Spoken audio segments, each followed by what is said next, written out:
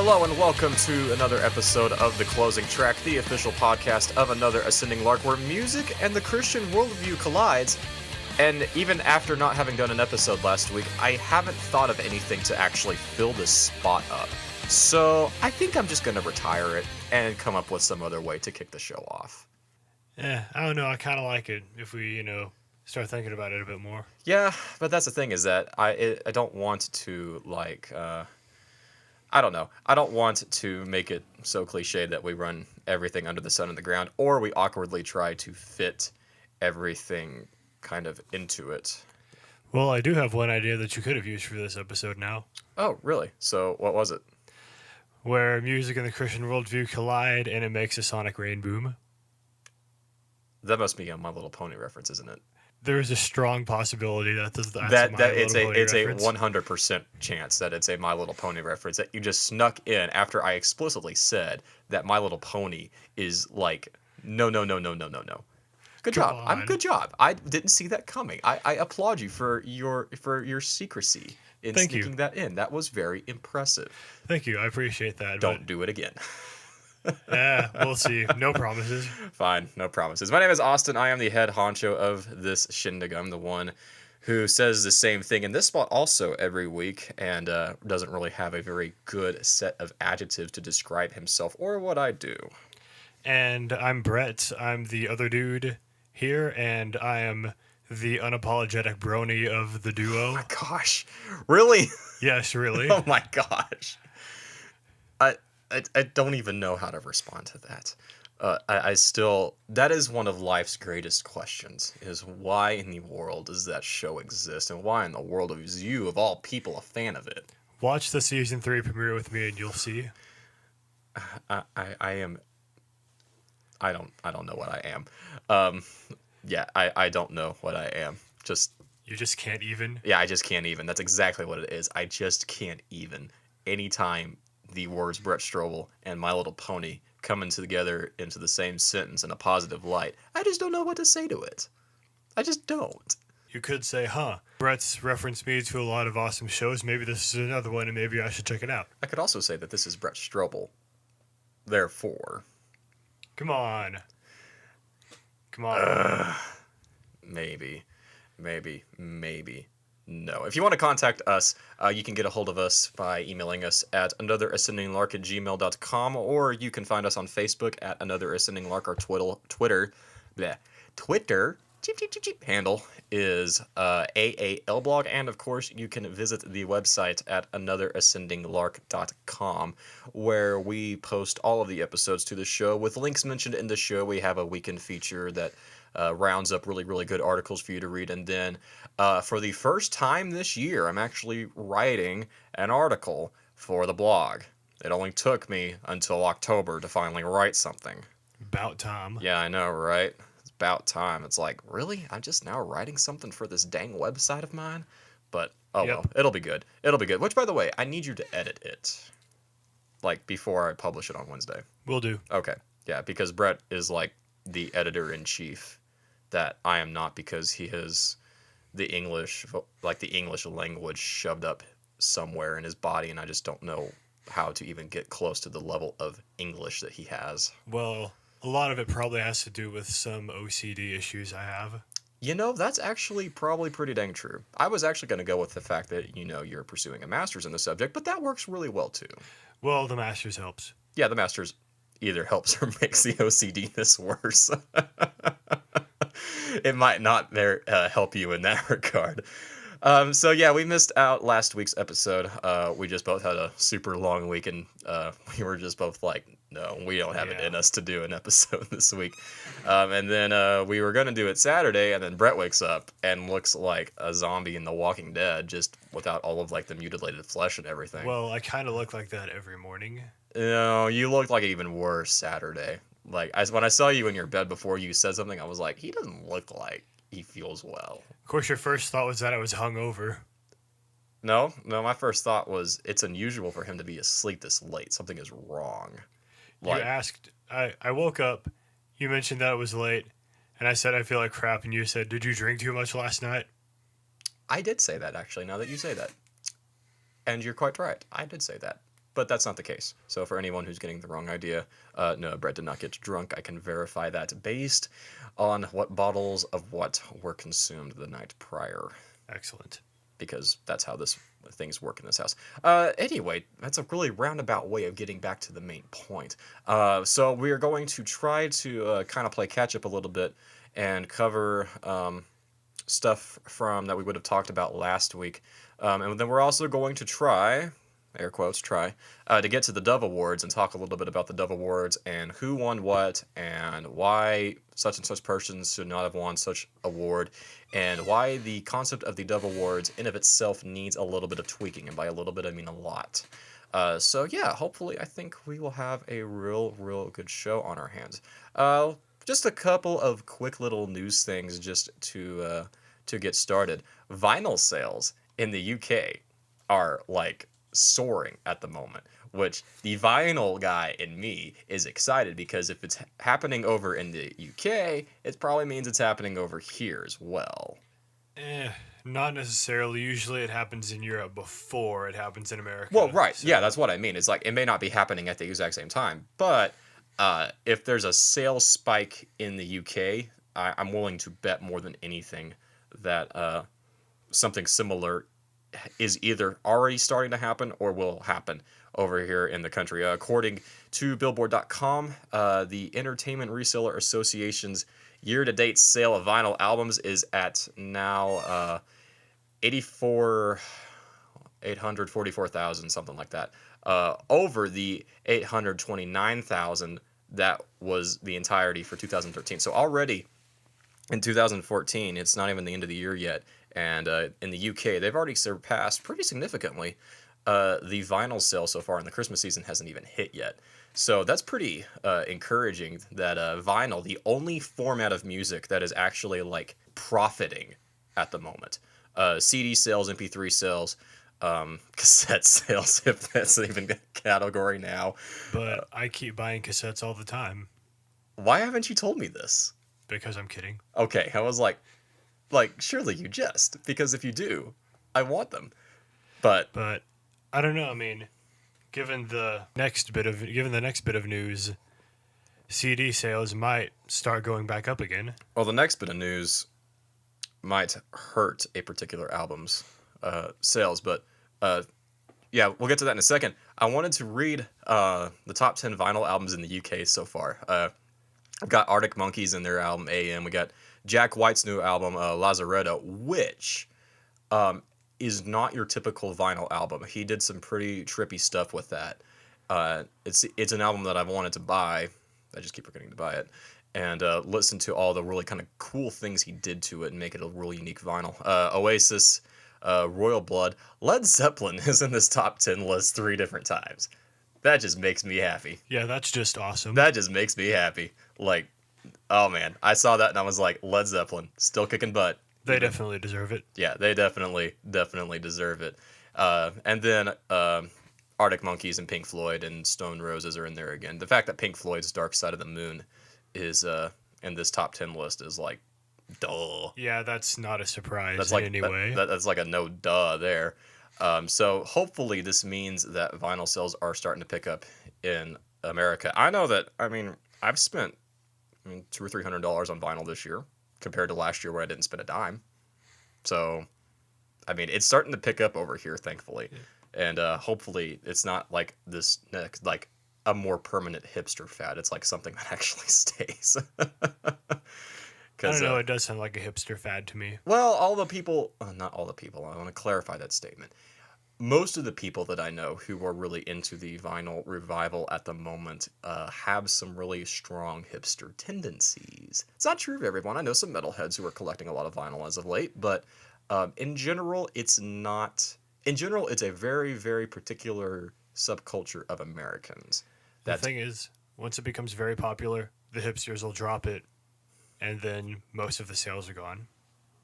Dang it, Brett. That's actually a pretty tight argument. And then the other little bit of news that to talk about, 81 million downloads for U2's album.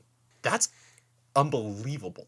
Like, that number is so hard to comprehend. 81 million downloads. When you consider, Okay, when you consider that the best-selling album of 2014 thus far has been Frozen's soundtrack, and it's only sold like 4 million units. Huh. Yeah. Huh. That's a big freaking number. Yeah, it is. But I mean, also, if you think about it, a lot of the downloads were probably just people with iPhones saw, hey, look, free album, what's this? Listen to it, and then either, were like, oh, hey, it's awesome, or, oh, I don't like this. In addition to, of course, people who know who U2 is and went after it. If you don't know who U2 is, there should be some mandatory education on that if you haven't heard who U2 is. But no, 81 million what the tag is experienced downloads. There's a quote in here from the Billboard article. To help put this into perspective, prior to this, 14 million customers had purchased music from U2 since the opening of the iTunes store in 2003. Which, yeah, that part really impressed me. It's like, quite a bit. Dang.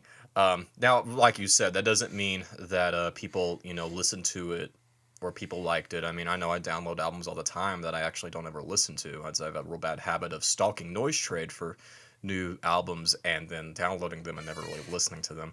So this figure ought to be taken with a little bit of a grain of salt, even though in of itself it's a pretty hard figure to write off.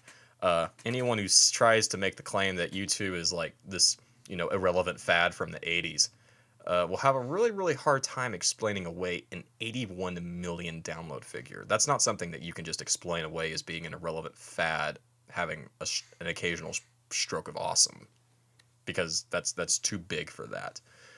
Yeah, that's really all we wanted to cover news-wise, because there are other things we could have covered.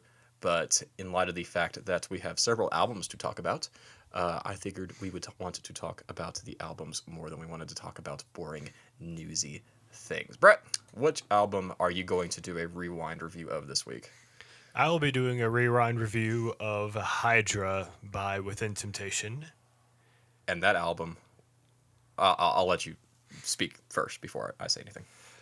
Well, just basic little bit of background on the album.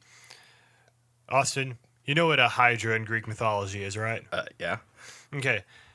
Basically, that's sort of one idea that they were going with, is the whole multiple heads thing, is that in this album, they have 4 different songs featuring various artists, all of them vastly different from each other, and then, of course, they have their own songs without anyone else, and with all these different styles blending together, it sort of, to them, resembled the Hydra, the multi-headed beast. And so this album, to them, is a multi-headed beast with a lot of different facets to it. I didn't think about it like that earlier, but keep going. Yeah. And the album definitely has a very, very strong start. The first song is just Within Temptation, called Let Us Burn. Very good, upbeat intro. Yeah, that's an awesome killer track. And then we go into Dangerous, which featured Howard Jones. Of Killswitch Engage. Formerly of Killswitch Engage. And when I listen to Killswitch Engage, it's usually stuff from the Howard Jones era. Fair enough.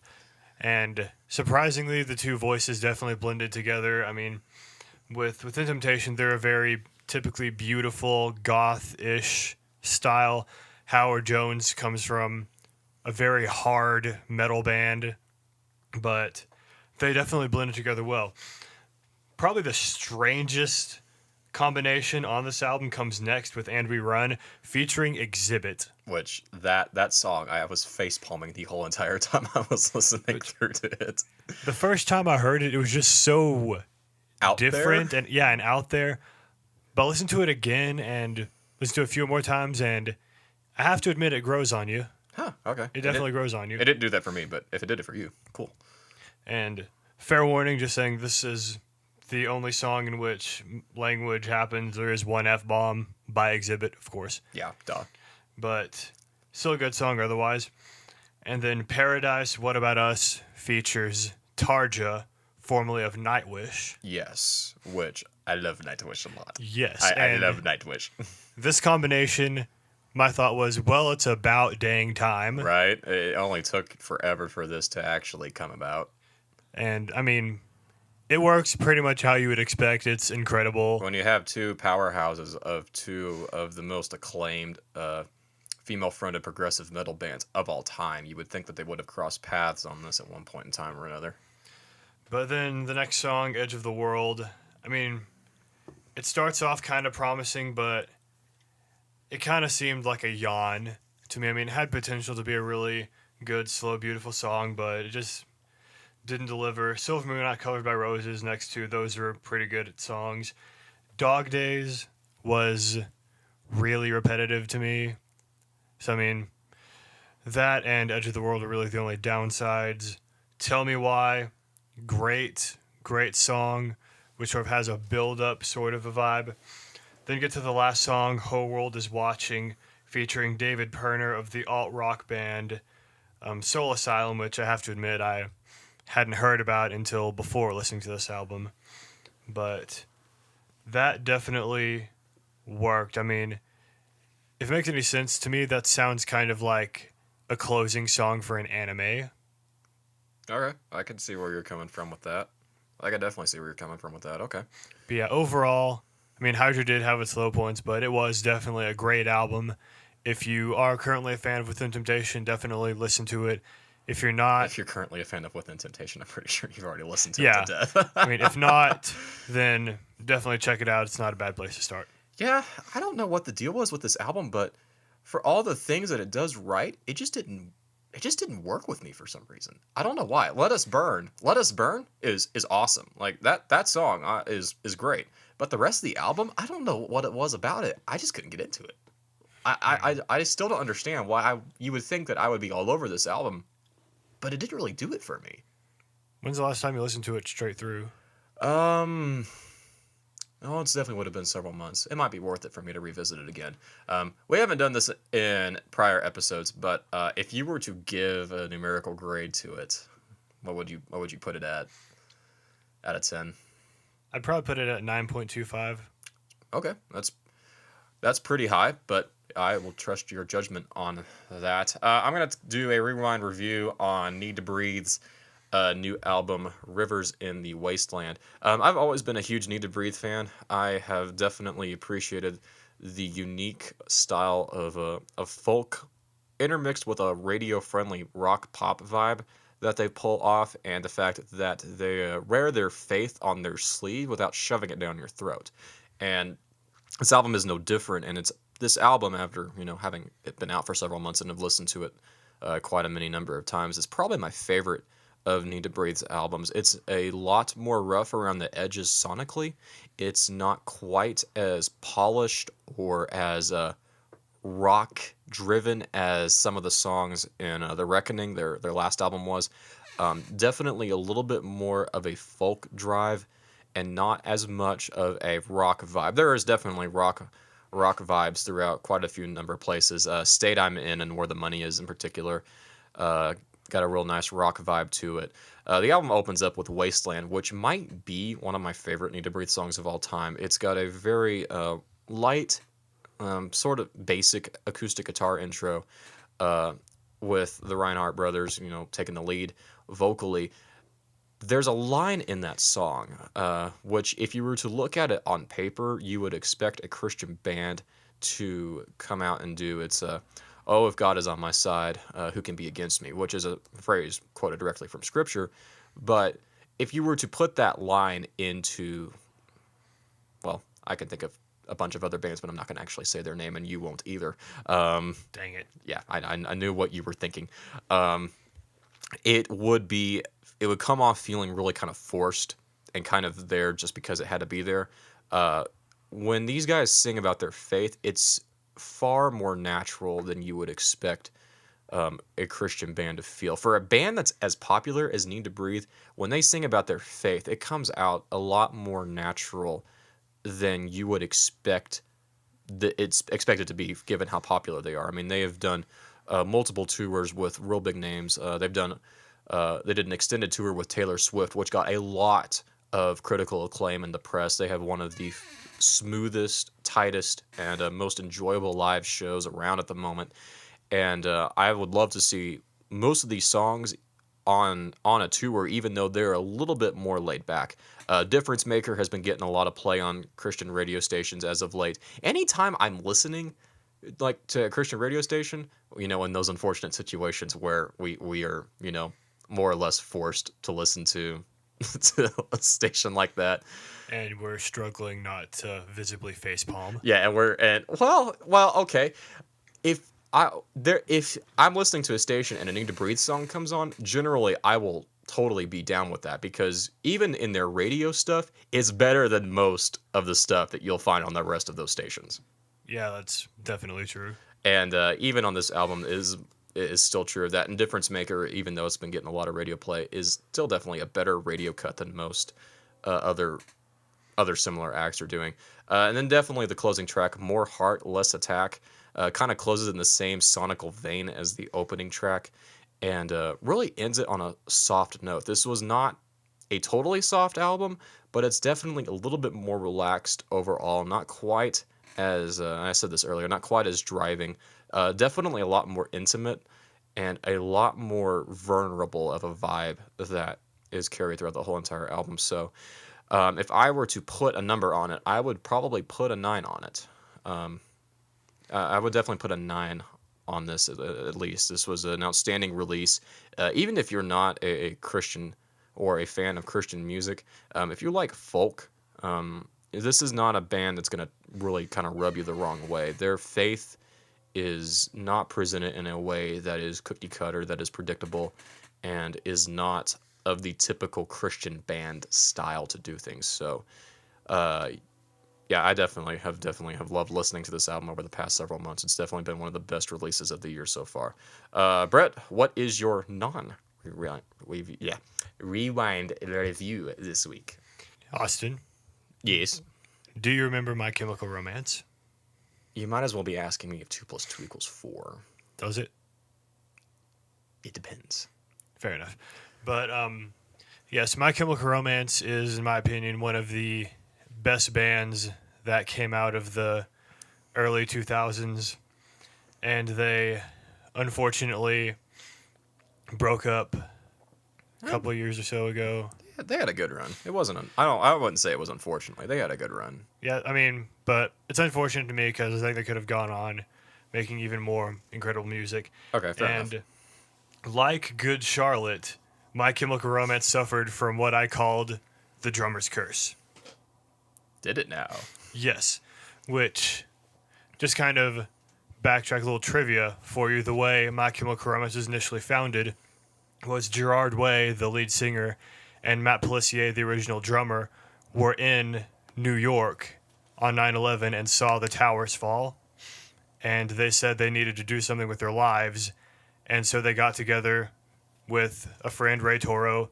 Gerard's brother, Mikey, eventually met up with Frank Iero, their rhythm guitarist, and formed My Chemical Romance. Huh. I didn't know that's how the band actually got around to starting. That's actually a really, really, really cool story. Yeah, it is. I really like it. And unfortunately, after their first album, Matt Pellissier, who, keep in mind, was one of the two who initially saw the towers and said we need to do something about this, and the lead guitarist, Ray Toro, were getting into way too much of disagreements, and the band had to make a decision on what was best for the band. Oh my gosh, bands have disagreements? No way. Like, but, that never happens. Unless you're a Christian band, because then you never have disagreements. But, I mean, it was to the point that one of them had to leave, and it was hard for the band to pick, but they picked to go with Ray Toro and got rid of Matt Pellissier, one of the two that founded it.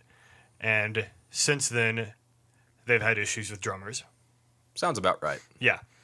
But anyways, they broke up, and now Gerard Way is back with a solo album called Hesitant Alien. Wonderful title. Yes, it is. Very wonderful title. And if you're going into this album expecting a similar sound to My Chemical Romance, that's not going to happen. This is very, very different from My Chemical Romance. Not quite as big of a difference between Good Charlotte and the Madden Brothers, but it's still pretty big. This album, I'd probably say, is mostly characterized by 70s and 80s alt-rock with a little bit of Britpop in it. Ooh, Britpop. Yeah, and definitely shows Gerard's creativity that he can cross over genres like that. However, overall, the album didn't really impress me that much. Really? Yeah, I mean, it didn't Because suck. I remember you were like all over it when you found out that it came out. Yeah, I was really excited to hear it, and man, I listened to it. I was expecting it to be vastly different, but I mean, it just didn't really do it for me Like that well. what didn't it do for you? I mean, like, okay, none of the songs were horrible, but none of them like really stuck out that much to me.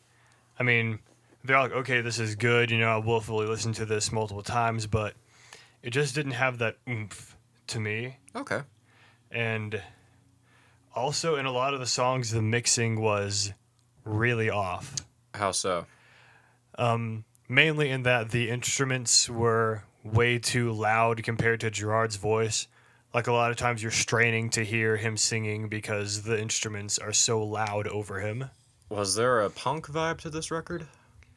Only in his voice. His voice definitely had a punk-ish voice still. I mean, he didn't change his vocal style at all from My Chemical Romance. You listen to it, you're like, this is definitely Gerard.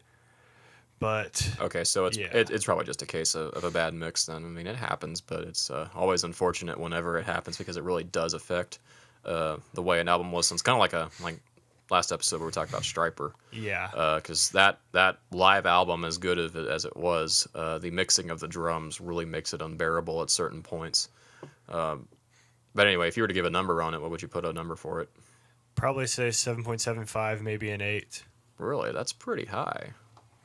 Well, like I said, I mean, when I listen for an album that you say didn't do it for you, that seems to be a little bit high when 8 is considered, at least in AAL terms, 8 is considered to be a solid release. I mean, it is good. I mean, it is generally a good album, but for someone like Gerard Way, who has been a part of a band that's had multiple incredible releases, multiple great lyrics, great lyric-based songs, every single album being a concept album, so having the know-how to do that so many times, and then you go around and you make this as a start of your singles or your solo career.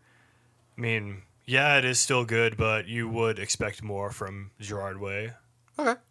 Okay, and that's something that usually kind of happens when you have a prolific member of a band kind of go their own separate ways. Not going to review it here, but Crowder's Neon Steeple kind of suffers from that a little bit, where he gets away from the band, and it's not as strong by himself as it was with the rest of the guys. So that happens. I'm definitely hoping for a second album. Maybe he learns a bit more from this style he started. Maybe he switches styles. Who knows? But I definitely am looking forward to possibly a second album. Hopefully, some improvement and being an album that I would expect from Gerard Way.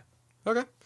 My not rewind review is long overdue. It's a review of Disciple's Attack, which, oh my gosh, is so much better than their last album. Their last album was extremely underwhelming.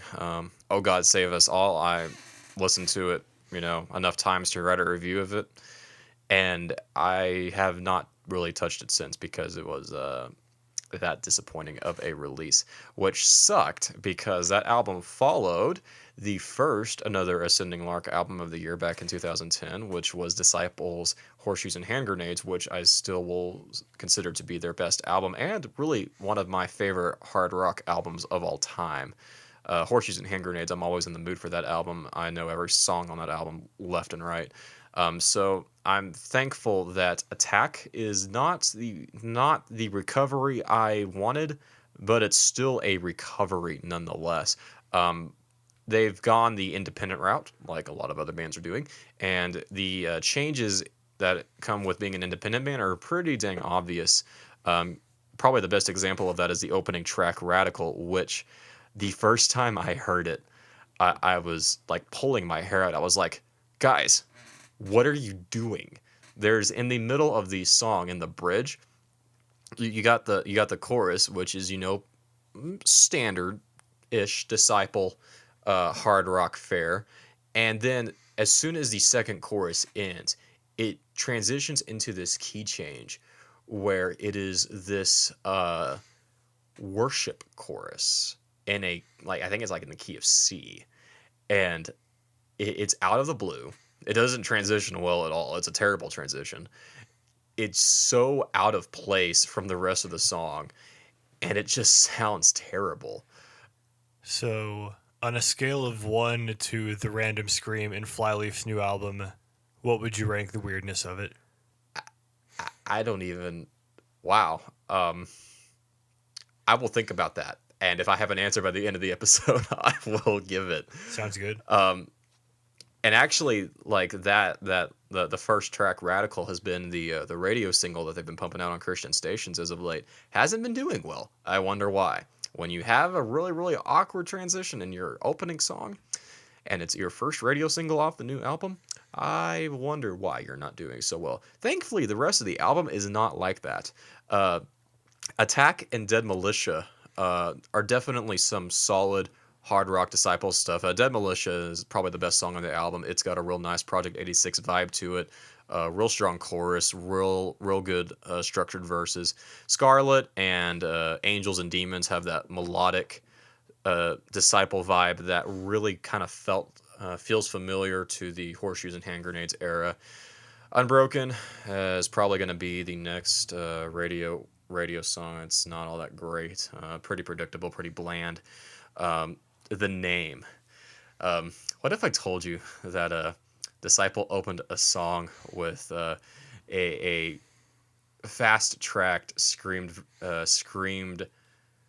reciting, for lack of a better phrase, because I can't think at the moment, of Jesus, Jesus, how I trust him, how I've proved him o'er and o'er. That sounds incredible. And it is incredible. The name is definitely a throwback to the classic Disciple era. Whack. Did you know the Disciple's been around for like 20 plus years? Actually, I didn't. Yeah, they've been around forever. And Kevin Young has been in front of it the whole time. They had like 4 or 5 albums released as an independent band before they got signed to the label that they just left. And before they kind of went big, so to speak. But no, they've been around a long time, and the name definitely reflects the older era Disciple that was really kind of good to kind of revisit with a little bit of an updated touch to it. Yesterday Is Over and The Right Time are the two ballads on the album. They're not as impressive as some of their previous ballads of Disciple, but they're not terrible either. Kamikaze and Crazy, I couldn't help but think were a little bit feeling like filler. They weren't bad, but they also weren't something to stand out either. Really, if there's anything about this album that I don't like, is that it's the radio friendliness of the album. Most of the songs on this album would do well on the radio, and they would be good songs for the radio. But I wish that they wouldn't be trying to pander to the radio scene quite as much. I mean, if that's the path that they want to go, then fine, but I would rather them...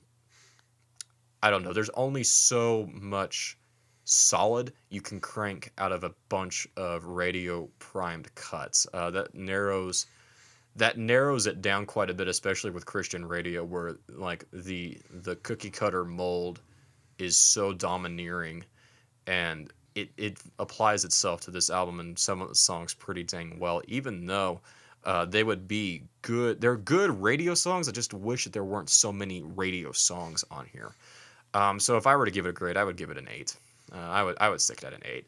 It's not the comeback for Disciple that I want, but it's definitely a comeback. It's definitely plenty times better than their last album, and I've listened to it quite a bit and have definitely enjoyed listening to it, despite a couple of weak songs here and there. And yeah, if you're a fan of Disciple and you were a little bit on edge about this album because of the fact they went independent and because the last album sucked, you would want to check this out because it's not as bad as the prior album, although it is a little weak in certain places and there's a little bit of weirdness to it. But it's good. I mean, it's a good release. I definitely enjoyed it. So, Brett, what do we got coming out next week that you especially want to take a hold of? Next week we have Fit for Kings, Slave to Nothing. Dibs. Sanctus Real's The Dream. Which I'm going to take because despite the fact that Sanctus Real has sold out, in my opinion, I still like them so much. I'm so ashamed to admit that. But because of, like, my teenagehood, like, ugh. Sorry, keep going. It's all right. And we also have Martin Smith's Back to the Start coming out. Which, for those of you who do not know who Martin Smith is, he's the former lead singer of Delirious. So, another solo release from the former lead singer of one of the greatest worship bands of all time. To say that I'm a huge Delirious fan is an understatement. Would you say that listening to them makes you delirious? Okay. I was listening to Delirious with my mom. We went down to a town that we moved from for a funeral, and I had Delirious in the car, and so I was playing, I think it was like their greatest hits album, which their greatest hits album is a 2-part album, and it's solid. It's a awesome greatest hits album. And what was the song? Is it My Heart Burns for You? I think My Heart Burns for You. And my mom and I, we were listening to the album, and there's a point in the album where Martin Smith starts, I don't know. Whatever, to describe the sound, my mother likened it immediately to, it sounds like he's speaking in tongues. So, which I don't think that's what it was. I just think he was, making audible noises. But no, that is, for those of you who are wondering who Martin Smith is, that is who he is. If you've heard a Delirious song, or if you've listened to a little bit of Chris Tomlin's stuff and a couple other worship artists, I mean, he's a prolific songwriter too. His songwriting fingers are on quite a bit of things. So, Back to the Start is the album that is coming out tomorrow, which is actually coming out today because you're going to listen to this episode on Monday, or you're going to listen to this episode on Tuesday, and we're recording this on Monday night. Interesting. And OK Go has a new album coming out called Hungry Ghost, which I have called dibs on. Yeah, you can have that one. And we also have Bob Seger coming out with Ride Out, which might be his last album. And that makes me sad because it's Bob Seger. And yeah, I don't know. That's the face I made when I read that. It might be his last album. That is, those are our reviews, and those are the, what's coming out next week. I'm sure there's plenty of other albums coming out next week. I do have a free music reco to stick in here, though. Verse Vika, that's Verse and then Vika, Vica, has released their debut album Endeavor on Bandcamp as a free download.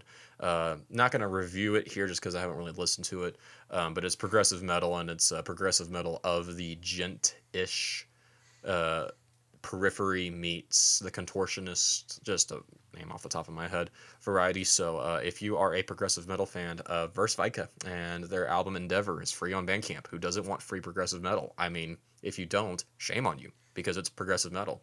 And I'm like making the Ancient Aliens guy, and in his hands is the words progressive metal, because prog. Yeah, prog. Exactly. Prog metal. If I could do a show on prog metal, I would just do a show on prog metal. All right, so let's get into the main course of this episode. I don't want to make this episode really too much longer, because in the past couple episodes, we're going to talk about the Dove Awards. Woo-hoo. Yeah, basically. Okay, so we're not going to dive in too much into the subject, because I mentioned earlier that I had an article coming to the blog on Wednesday, and that's on the Dove Awards, and it's not on the Dove Awards per se, but it'll be making a case as to why the Dove Awards misses a real big opportunity to reflect the depth of the Christian worldview when it comes to beauty, and how the Christian worldview's understanding of beauty is very countercultural to the music scene as a whole. So we're not going to go too terribly deep into that tonight, just because I don't want to totally rehash my writing on a podcast, because that's just cheap. Let's just take a little bit, and let's just cycle through some of the winners. It's probably really important to note what the song of the year was. Yep. And did you just facepalm when you saw that? Because you hadn't read it up until I just put it on the iPad a little bit ago. I mean, I gotta say I'm not really surprised, but still. And what really kind of disappointed me, it won like 4 awards. Yeah. That seems incredibly unfair. Yeah. Okay, just we'll leave We you should out probably of say what the song is. we'll leave you out of suspense. The song is "Oceans" by Hillsong United. Which, if you are involved in any type of church that has a relevant, cutting edge, fresh, spontaneous, I'm just trying to find the proper adjectives that are marketed in these type of churches. You've probably have heard of Oceans. Or if you listen to Christian radio, it's been all over Christian radio as well. I mean, it won Song of the Year, Gospel Performance of the Year, Pop Contemporary Song of the Year, and Worship Song of the Year. Which, I mean, I'm sorry. That, no. No, no, no, no, no. Yeah, no. And I'm just like, how can... It just seems so counterproductive to have one song win that many awards. It speaks so much to how much these people actually listen to, where they're able to take one song and squeeze 4 awards out of it. Did you not listen to anything by John Mark McMillan this past year? Did you not listen to anything from Citizens? Did you not listen to anything from All Sons and Daughters? Just a couple of questions. And I'm also wondering, what exactly is the difference between the quote-unquote genres of pop contemporary and worship? With worship, there is probably an added understanding of purpose or function that may not necessarily be there with the other genres. They might be assuming the sacred secular understanding of that, but it's probably more in line with the pop indie sort of vibe. Excuse me, beer burp. Songwriter of the year was Chris Tomlin. What a surprise there. Artist of the year, Hillsong United. What a surprise. New artist of the year was Ellie Holcomb. Okay, you win. That's a good choice. Well, I was kind of hoping for Andy Mineo, to be honest. Yes, I would have liked for Andy Mineo. I would have liked for Andy Mineo or oh gosh, I feel terrible because I forgot them and they're so good. Viridia. I don't know. Oh wait, no, Viridia might not have been for New Artist of the Year. Viridia might have been for Rock Album of the Year. Anyway, Rock Song of the Year. Skillet's Not Gonna Die. Of course. Yeah, not surprised there. One slightest bit. Switchfoot takes home the Rock Contemporary Song of the Year with Love Alone Is Worth the Fight, which, okay, no, I don't really have anything to say on that. And again, I have to question, what is the difference in genres here? Like, what is the difference between rock and rock contemporary? Like, there were some in the categories, I can't think of any off the top of my head right now, but where I'm like, okay, these two bands that are in these separate categories sound very similar. Why are they split? I think the rock contemporary designation is meant more for like radio friendly stuff. I could be wrong on that. But is maybe meant for a rock pop adult contemporary sort of mixture, whereas the rock album of the year according to the Dove Awards might be a little bit more along the lines of the hard rock category, because Skillet and Red and We As Human, which is not a hard rock band, is more like a metalcore band, and Viridia were among those nominated for the rock stuff. I don't know if maybe just it's a little bit more less offensive perhaps to not have hard rock when you're evaluating and giving awards to hard rock bands, but I don't know. That's anyway, the rock album of the year was Skillet's Rise. I'm not surprised by that in a second. I'm real disappointed that it was not. I'm real disappointed that Viridia was not considered for that. I mean, and just overall, it's a shame that Skillet is in the Christian scene considered to be the pinnacle of rock and roll. Yeah, they've really have. We could have written off Awake as being, just a slump album, but Rise was not a good follow up, and so 2 slumps in a row. It's not starting to look good for them. Well, apparently it is looking good for them because they just won a Dove Award. Yes, because that matters so much. Oh yeah. Well, no, they are actually touring quite a bit, and they're still doing the record itself is doing well. It just wasn't a good record. This one is definitely interesting. Recorded music packaging of the year went to Demon Hunter's Extremist, which I didn't even know this award existed. The fact that this award exists is kind of cool. The fact that they gave it to Demon Hunter and they gave it to the deluxe edition of Extremist, solid call. I didn't really like Extremist as much as I wished, but the deluxe version of that album, was killer. It was worth every cent of the $60 you dropped for it. It was an outstanding package, even if the album itself left a lot to be desired. And then, of course, the inspirational film of the year. God's Not Dead. At least it didn't go to Heaven Is For Real. If it went to Heaven Is For Real, I mean, okay, I would have been like seriously mad if it had gone to Heaven Is For Real. Yeah, no, Heaven Is For Real. So those are just a sampling of the winners, and the winners are available at the Dove Awards website. You can read the rest of the stuff we didn't cover. And there was quite a bit of awards that we didn't cover. But in particular, Category 30 Instrumental Album of the Year, that kind of throws me off. Because a lot of times when people... Yeah, Category 30 Instrumental Album of the Year. I'm looking at it. I have no idea what that is. I don't understand how that's possible, because while both of us disagree that Christian is a legitimate style of music, most people would agree that Christian music has Christian lyrics, those that believe in Christian music. So how the heck is there a Christian album without words? It is possible that there is a superimposed narrative onto it as an instrumental concept album. Possibly. I know nothing of this. I know nothing of this album, so I don't know what to say to it. But that's an interesting point that you bring up. The reason why we wanted to mention the Dove Awards is because we are Christians, and I think if we were honest, we listen to a real decent amount of Christian music, and we have some real misgivings with the Christian market and the way it's going about, and think that there's a lot of areas where it needs to reform. And the Dove Awards is one of those things that needs to be reformed. I don't have any problems with the Dove Awards as in of itself. I mean, if I were honest, I really don't. I don't see any problem with Christian musicians gathering together and designating awards for various things. The country music market does that with the Country Music Awards. The hip-hop market does it with the BET Hip Hop Awards. I don't necessarily have anything problem with that on paper. It's the way that we go about doing it, and the way that it's the way that we go about doing it that I have a problem with, because it looks so much like a cheap imitation of other things, and we miss out on the opportunity to be really countercultural. We really miss out on the opportunity to not exalt. That sounds bad. We really miss out on the chance to recognize and honor.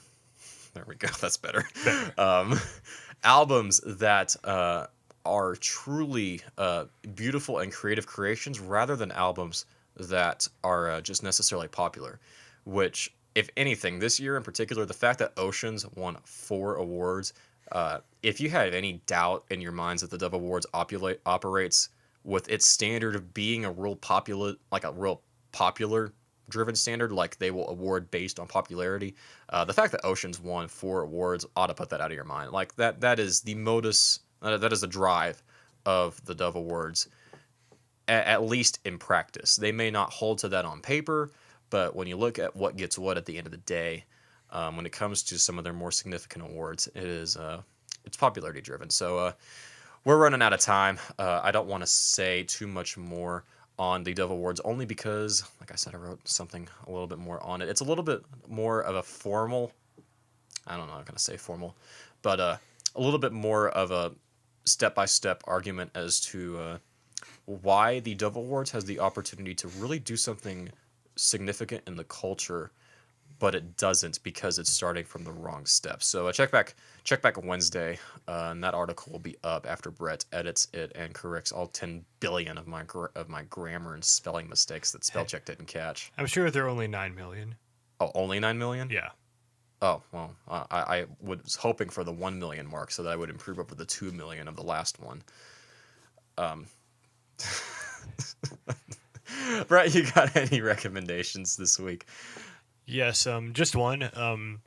For those of you fellow nerds out there, you probably know that Hyrule Warriors came out a few weeks ago, which is a Legend of Zelda Dynasty Warriors crossover game, and it is spectacular. It is a great game. Finally got around to starting on it this weekend, and yeah, I mean, if you're a fan of either game series, then definitely pick it up. See, I've watched you play it, and there's two things about it that really grate me. First of which is the soundtrack. I was like, oh my gosh, like really? They didn't even bother changing up the soundtrack for this. They took the Zelda songs and did the really cheesy and really generic like light metal soundtrack I to mean, it, keep in mind, it is partially a Dynasty Warriors game. which is yeah, it's partially a Dynasty Warriors game, which it looks kind of like fun, but I don't know. I mean, if Yeah. you enjoy it, I mean, you paid for it, so I'm glad you're, getting your money's worth out of I it. But mean, don't go to this expecting some of the spectacular storyline type of elements like an Ocarina of Time, Majora's Mask, or more recently Skyward Sword.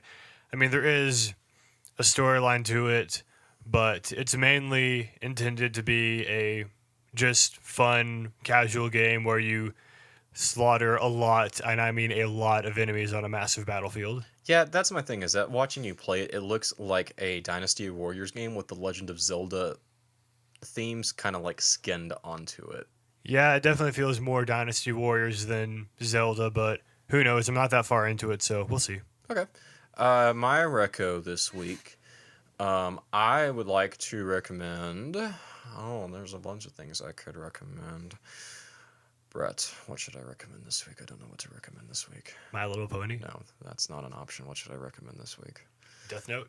Yes, that's a great option. I'm going to recommend. I think this is actually my first anime reco. I'm going to recommend the anime Death Note. It is a dark anime. It's definitely a very, very dark series. Not necessarily. It's violent, but it's not like gruesome violent or anything like that. Most of the deaths are heart attacks, which don't really show much Yeah. gruesomeness. Yeah. There's not too much. There's a little bit, but there's not too much in the way that comes of sexually inappropriate material. But basically, the gist of the story is that this high school student comes across this notebook that if he writes the name of if he writes anyone's name in the notebook, that person dies, and he can control when they die, how they die, and things like that.